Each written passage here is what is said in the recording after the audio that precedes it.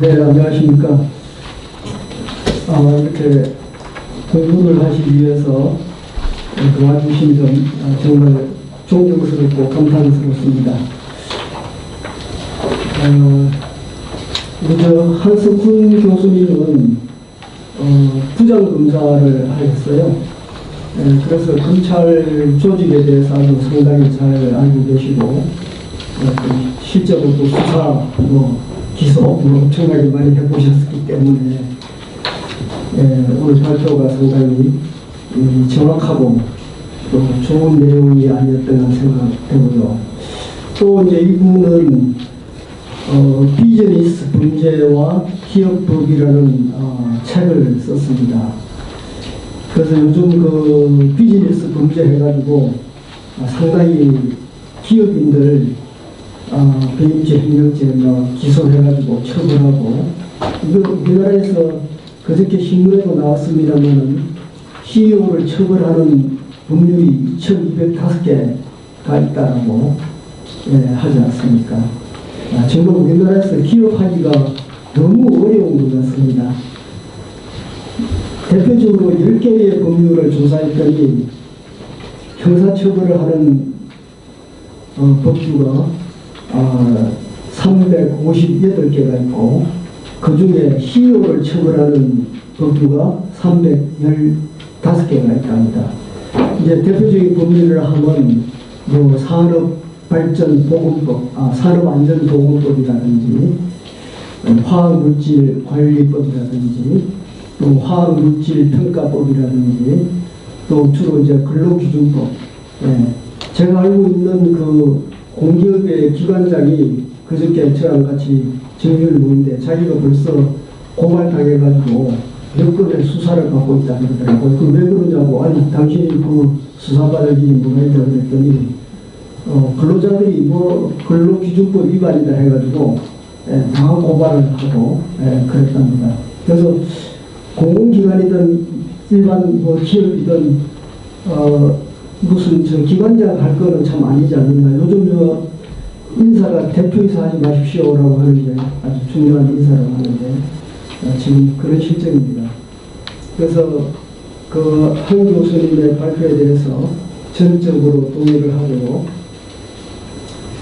그런데 문제는 검찰 개혁 방안으로 이 정부에서 걸고 나온 한 가지는 검경 수사권 조정 법안이고 다른 하나는 공수처 법안입니다. 이 두 법안이 동시에 상정이 됐는데 이거는 서로 모순이거든요. 적어도 둘 중에 하나는 폐기돼야 됩니다. 왜냐하면 검경 수사권 조정 법안은 수사권을 경찰로 넘긴다는 거잖아요. 그러면 공수법의 견제 대상이 검찰이 아니라 이제는 경찰이 돼야 될 겁니다. 저는 이 두 법 다 문제가 있다고 봅니다. 검경 수사권 조정 법안, 이거는 정말 말도 안 되는 것이죠. 경찰에게 어떻게 수사권, 수사 개시와 수사 종결권까지 다 줍니까? 우리나라의 검사는 2292명입니다. 검사 정원법에 의해서 2292명이고 경찰은 2019년 통계청의 통계자료에 따르면 11만 8,651명입니다. 자, 그러면 우리 지금 검사 2292명만 해도 겁나는데 경찰 11만 8,651명이 우리를 수사하고 기소할 수 있다고 생각해 보십시오. 또 얼마나 끔찍합니까? 이렇게 우리 수사 인력이 너무 많으면, 감시 인력이 너무 많으면 국민의 자유는 제약이 되고 권리는 축소되기 마련입니다. 온갖 그 감시기구가 늘어나는 것, 그거는 좋지 않죠. 우리 자유를 박탈하는 겁니다. 그거 안 되죠, 그렇게 하면. 그래서 경찰에게 경찰이 미워서가 아니고 경찰의 능력이 적어서가 아니고 다 좋다 이겁니다. 훌륭하신 분도 많죠. 그렇지만은 이렇게 많은 인원이 온갖 국민을 감시하는 데 동원이 된다는 것은 그건 우리나라가 경찰 국가가 되지 않겠습니까? 그래서 저는 금융 수사권 조정법 이거는 절대로 통과돼서는 안 된다고 보고요. 그러면 공수처 법은 어떠냐? 이것도 안 된다라고 생각합니다. 이것도 절대로 해서는 안 된다고 생각하는데, 저는 검찰 전문가가 아니라서 모든 것을 다 할 수는 없고, 그 중에 공수처 법안에 대해서만 몇 가지 하루 그 상식적인 문제만을 말씀드리겠습니다. 첫째로 공수처를 설치하면 제왕적 대통령의 권한이 강화된다라고 봅니다. 한국은 이 헌법에는 민주공화국으로 되어 있습니다. 그렇지만은 우리 한국은 이때까지 왕정시대를 벗어나지 못하고 있습니다. 대통령의 권한이 왕의 권한하고 같아요. 대통령의 권한이 지나치게 강합니다. 우리는 민주공화정으로 되돌아가야 됩니다. 지난 정부에도 왕권과 같은 강력한 대통령의 권한 때문에 결국은 이 정부가 탄생했다고 생각이 듭니다. 그럼 이 정부는 이제 민주공화정으로 되었느냐? 아니죠. 지금도 온갖 걸 다 관여하고 있습니다. 탈원전만 해도 보십시오. 혼자 다 하지 않습니까? 전부 모든 공무원, 모든 공공기관 전부 대통령의 입만 쳐다보고 있습니다. 그래서 우리는 민주공화국으로 빨리 시급히 회복되어야 합니다. 민주공화국이란 무엇이냐? 공공의 이익 도모에 최선을 다하되 그 과정에서 사적 이익은 철저하게 배제하는 정치체제, 그것을 우리는 민주공화국이라고 합니다. 공공의 이익 도모에 최선을 다해야 돼요. 그런데 지금 현 정권은 공공의 이익이 아니라 자기 편의 이익에 최선을 도모하는 게 아니라 종종 그런 느낌을 받습니다. 그리고 그 과정에서 사적 이익은 철저하게 배제해야 되는데 아니잖아요. 지금 사적 이익을 너무나 많이 취득을 해가지고 조모 씨가 그렇게 대표적인 사람이 아닙니까? 이런 것들이 지금 우리나라가 현재 민주공화국이 아니다라고 하는 결정적인 증거가 되지 않나 싶습니다. 검찰개혁의 본질이 검찰의 중립성 확보인데 그것하고 멀어지겠죠. 공수처를 설치하면 가뜩이나 문제가 많은 제왕적 대통령제 아래서 공수처는 대통령의 권력을 더욱 강화해서 대통령이 공수처를 통해 고위직에 대한 감찰을 강화할 우려가 매우 큽니다. 권은희 의원하고 백혜련 의원은 모두 공수처장 추천위원회 구성을 규정하고 있는데, 아까 한 교수님 말씀하셨다시피 그 추천위원회 구성상 공수처장은 여권 인사가 될 수밖에 없습니다. 공수처장뿐만 아니라 추천위원회 자체가 여권 인사들로 가득 채워지겠죠. 지금 한국의 거의 모든 위원회가 전부 기울어진 운동장입니다. 잘 아시다시피 뭐 이렇게 추천 기관이 다 그런 기관입니다. 예를 들어서 여당, 국회의원, 시민단체, 민변, 지역대표, 소비자단체 이런 건 다 그럴듯합니다. 그런데 그 그럴듯한 데서 뽑은 사람들 보면 다 고만고만한 그런 사람들이에요. 그 어떤 위원회를 가봐도 거의 80~90%는 그 사람들이에요. 그래서 얘기가 안 돼요. 그러니까 이게 지금 기울어진 운동장이라서 한두 사람이 아무리 떠들어봤자 아무 의미가 없지 않습니까? 이게 공수처장 추천위원회라는 게 빤하게 그렇게 되겠죠. 그 대통령 의중에 있는 사람이 공수처장이 될 수밖에 없습니다. 그 공수처장이 된 사람은 팔자를 고치는 거죠. 자기 묘비명이 달라질 겁니다. 나를 팔자를 고친 사람에 대해서 충성을 다하겠죠. 그러면 어떻게 되겠습니까? 그 결과는 우리 국민들의 자유가 제한이 될 수밖에 없는 그런 상황이 될 수밖에 없습니다. 이게 이제 두 개의 안이 나왔는데, 백혜련안, 권은희안. 백혜련안이 좀 더 공수처의 구성과 활동에 통제에 신경을 쓰고 있습니다. 그렇지만 본질적 설계는 같기 때문에 두 안에 도진 개진이라고 합니까? 별 차이가 없다고 볼 수 있습니다.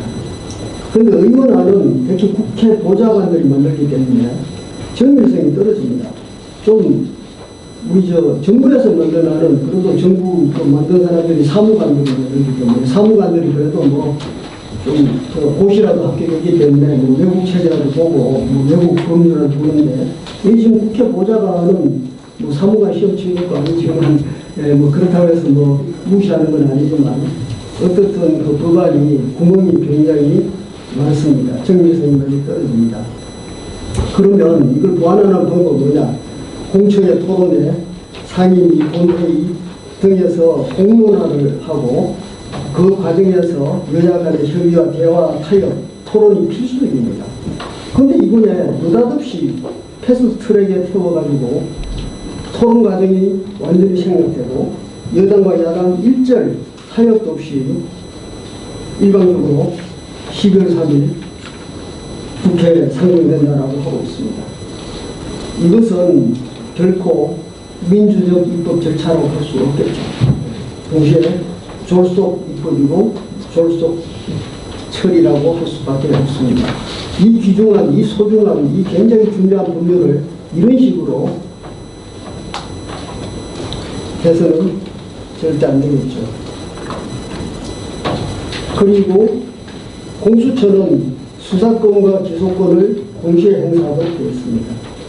지금 우리가 논의하고 있는 검찰개혁의 핵심이 수사권과 기소권을 분리해서 수사권은 경찰에, 기소권은 검찰에 주자고 하는 것이 아닙니까?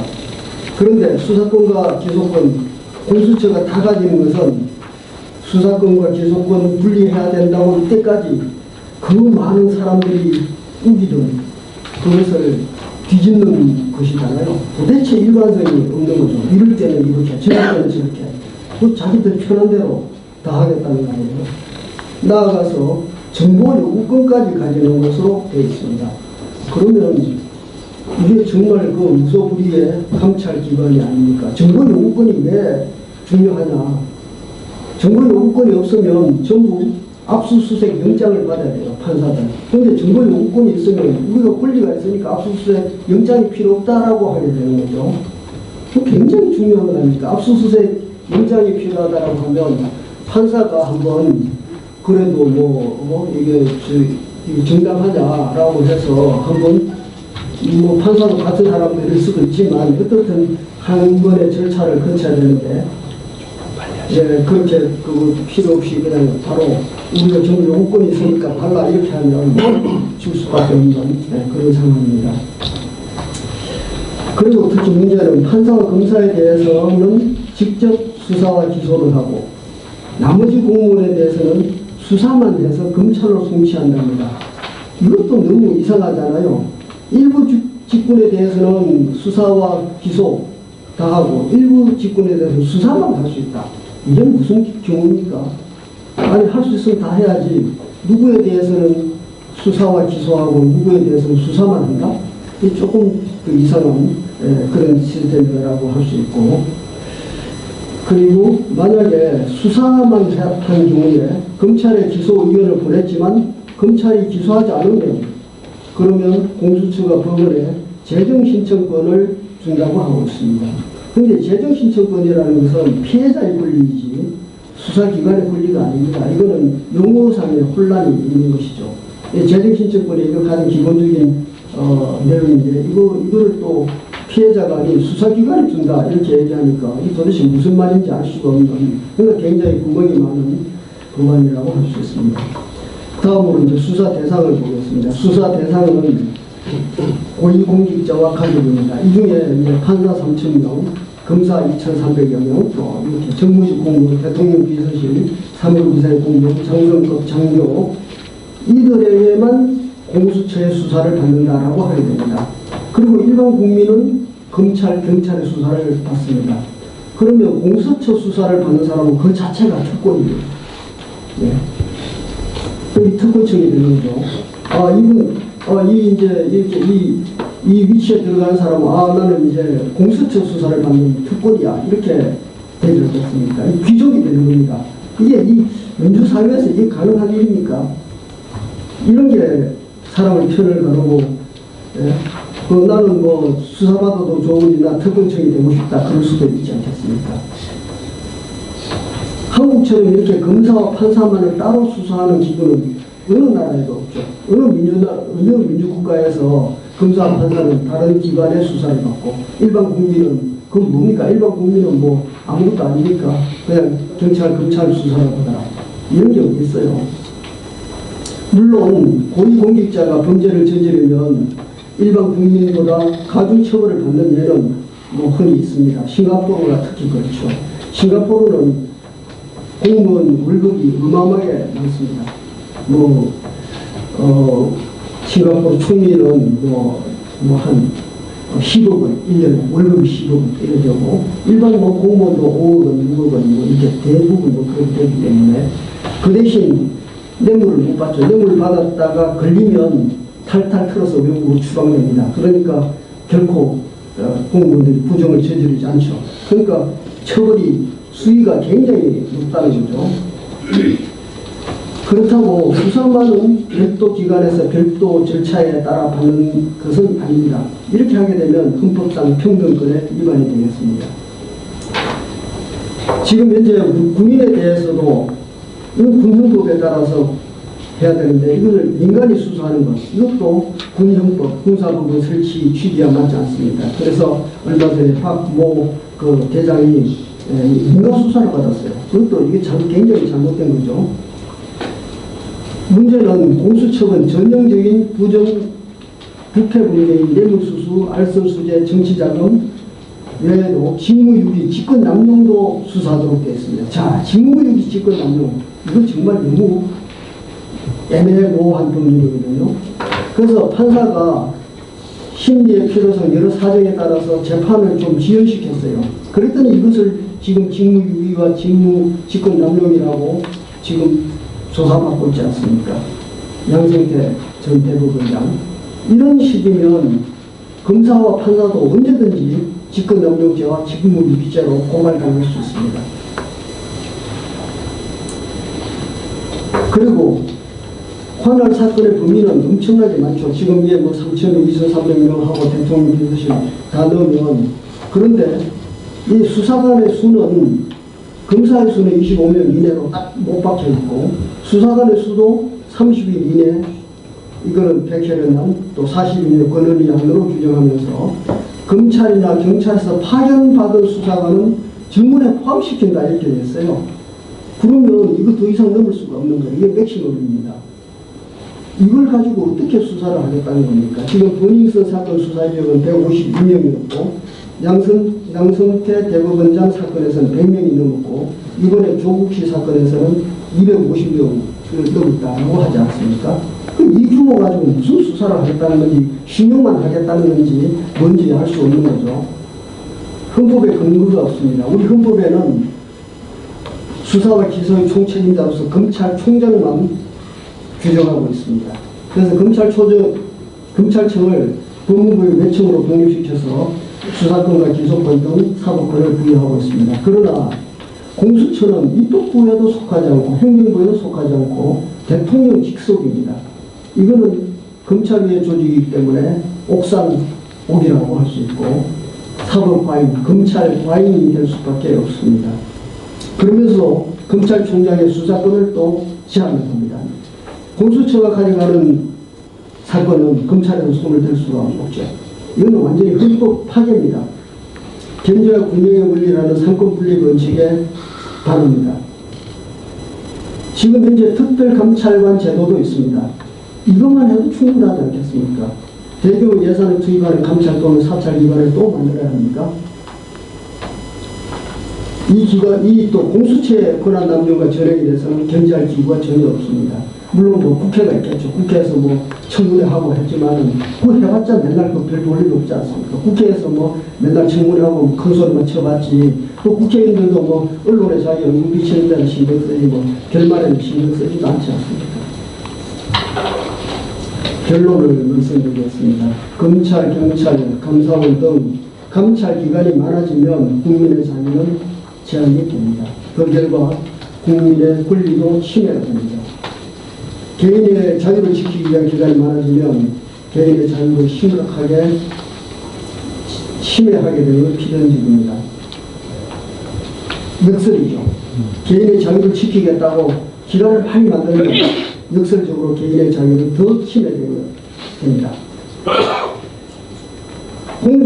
고위공직자만 수사 대상이라고 해서 일반 국민은 대상이 아니니까 우리는 뭐 모르겠다, 반대할 필요가 없다라는 주장은 너무나 안이한 주장입니다.